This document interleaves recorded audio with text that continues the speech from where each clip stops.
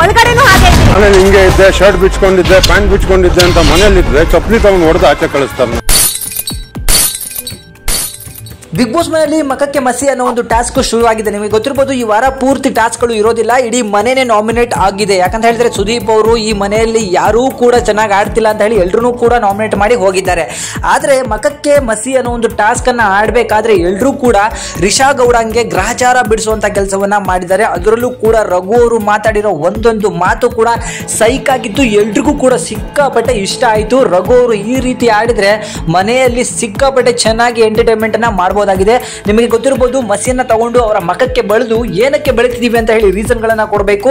ಮೊದಲಿಗೆ ಬಂದಂತಹ ಅಭಿಷೇಕ್ ಅವರು ಹೇಳ್ತಾರೆ, ಮನೆಯಲ್ಲಿ ನೆಗೆಟಿವಿಟಿಯನ್ನ ಹುಟ್ಟಾಗ್ತಿರೋದೇ ಈ ರಿಷಾ ಅವರು, ಅದಕ್ಕೆ ಅವರು ನನಗೆ ಇಷ್ಟ ಇಲ್ಲ ಅಂತ ಹೇಳಿ ಅವರ ಮಖಕ್ಕೆ ಮಸಿಯನ್ನ ಬೆಳಿತಾರೆ.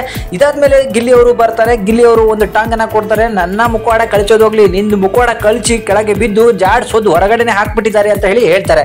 ಇದಾದ್ಮೇಲೆ ನಮ್ಮ ಮನೆಯ ಕ್ಯಾಪ್ಟನ್ ಆಗಿರುವಂತಹ ಧನುಷ್ ಅವರು ಬಂದು ರಿಷಾ ಅವರಿಗೆ ಹೇಳ್ತಾರೆ, ಗಂಡ್ ಮಕ್ಳಿಗೆ ಹೋಗೋ ಬಾರೋ ಹೋಗಿ ಬಾರಿ ಅಂತ ಹೇಳಿ ಮಾತಾಡ್ಸುವಂತ ಒಂದು ಗುಣ ಅವರಲ್ಲಿ ಇದೆ ಅಂತ ಹೇಳಿ ಹೇಳಿದಾಗ ರಿಷಾ ಅವರು ಇದ್ದಕ್ಕಿದ್ದಾಗೆ ನಾನು ಮಾತಾಡೋದೇ ಹೀಗೆ, ನಾನು ಮನೆಯಲ್ಲಿ ಇದ್ದಿದ್ದೆ ಹೀಗೆ ಅಂತ ಹೇಳಿ ಅಲ್ಲಿಂದ ತಪ್ಪಿಸ್ಕೋತಾರೆ. ನಂತರ ಬಂದಂತಹ ರಘು ಅವರು ಒಂದೊಂದು ಮಾತು ಕೂಡ ಬೆಂಕಿ ರೀತಿಯಲ್ಲಿ ಮಾತಾಡ್ತಾರೆ.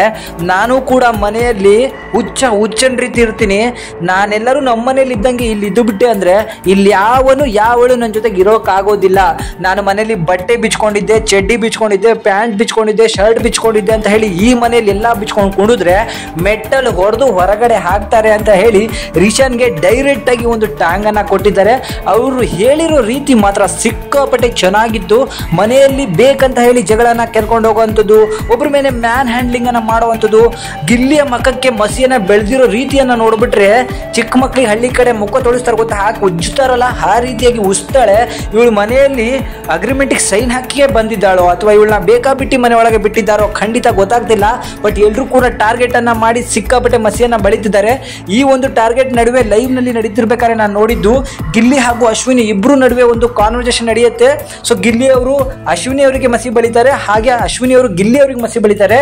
ಸೊ ಗಿಲ್ಲಿ ಅವರಿಗೆ ಮಸಿ ಬೆಳೆದ ನಂತರ ಗಿಲ್ಲಿ ಅವರು ಅಶ್ವಿನಿಗೆ ಕೊಡುವಂತಹ ಟಾಂಗ್ಗಳು ಮಾತ್ರ ಅದ್ಭುತವಾಗಿತ್ತು, ಒಂದೊಂದು ಕೂಡ ಮುಟ್ಟಿ ನೋಡ್ಕೊಳ್ಳೋ ರೀತಿಯಲ್ಲಿತ್ತು. ಬಟ್ ಆ ಒಂದು ಎಪಿಸೋಡ್ ಅನ್ನು ನೀವು ಮಿಸ್ ಮಾಡದೆ ಇವತ್ತು ನೋಡ್ಲೇಬೇಕಾಗತ್ತೆ. ಸೊ ಅದಕ್ಕೋಸ್ಕರ ರಘು ಅವರು ಇವತ್ತು ರಿಷಾ ಅವ್ರಿಗೆ ತಗೊಂಡಿರುವಂತಹ ಮಾತುಗಳು ಮಾತ್ರ ಅದ್ಭುತವಾಗಿತ್ತು. ರಿಷಾ ಅವರು ಮ್ಯಾನ್ ಹ್ಯಾಂಡ್ಲಿಂಗ್ ಮಾಡಿನೂ ಕೂಡ ಮನೆ ಒಳಗಡೆನೆ ಇದ್ದಾರೆ, ಅವರನ್ನ ಹೊರಗೆ ಕಳಿಸುವಂತ ಕೆಲಸವನ್ನ ಮಾಡಿಲ್ಲ. ಸೊ ಅದು ಯಾಕೆ ಅಂತ ಹೇಳಿ ನಾವು ಕೂಡ ಎಪಿಸೋಡ್ ಅಲ್ಲಿ ನೋಡ್ಬೇಕಾಗತ್ತೆ. ಸೊ ಈ ಎಲ್ಲದರ ಬಗ್ಗೆ ನಿಮಗೆ ಏನಿಸುತ್ತೋ ಅದನ್ನ ದಯವಿಟ್ಟು ಕಮೆಂಟ್ ಮುಖಾಂತರ ತಿಳಿಸಿ. ರಿಷಾ ಮತ್ತೆ ರಘು ಕಾನ್ವರ್ಸೇಷನ್, ರಿಷಾ ಮತ್ತೆ ಗಿಲ್ಲಿಯ ನಡುವೆ ನಡೆದಂತ ಹೊಡೆದಾಟ ಯಾವ ಮಟ್ಟಕ್ಕೆ ಹೋಯಿತು, ನಿಮಗೆ ಏನಿಸ್ತು ಕಮೆಂಟ್ ಮಾಡಿ ತಿಳಿಸಿ. Thank you.